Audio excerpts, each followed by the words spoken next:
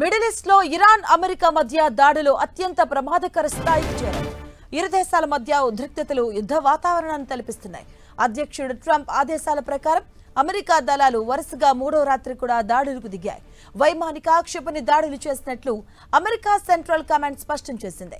Hormuz జలసంధిలో అంతర్జాతీయ నౌకల రాకపోకలకు భద్రత కల్పించేందుకు అమెరికా బాంబుల వర్షం కురిపిస్తుంది.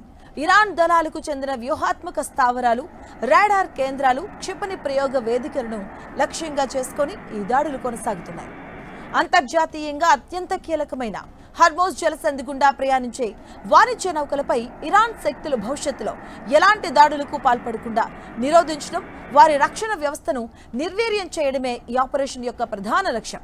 అయితే అమెరికా నౌకాదళ దిగ్బంధనం విధించినప్పటి నుంచి ఇరు దేశాల మధ్య దౌత్యపరమైన చర్చలు పూర్తిగా నిలిచిపోయి వరుస దాడులు జరుగుతూ ఉండడంతో ప్రపంచవ్యాప్తంగా చమురు సరఫరాపై తీవ్ర ప్రభావం పడే అవకాశం ఉందని అంతర్జాతీయ నిపుణులు ఆందోళన వ్యక్తం చేస్తున్నారు.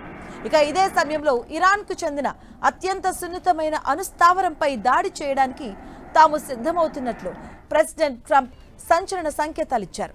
ఇరాన్ అణు కార్యక్రమాలకు కీలక కేంద్రంగా మారిన పీకాక్స్ మౌంటైన్ అణు కేంద్రాన్ని లక్ష్యంగా చేసుకోవడంపై తాను తీవ్రంగా ఆలోచిస్తున్నట్లు ట్రంప్ ఒక ఇంటర్వ్యూలో వెల్లడించారు. తాము వారిని చాలా బలంగా దెబ్బకొట్టబోతున్నామని ఆయన హెచ్చరించారు.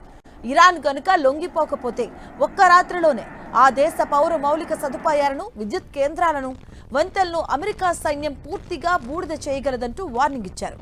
వాటిని తిరిగి నిర్మించుకోవడానికి ఇరాన్కు 100 ఏళ్లు పడుతుందని ట్రంప్ తీవ్రంగా వ్యాఖ్యలు చేశారు.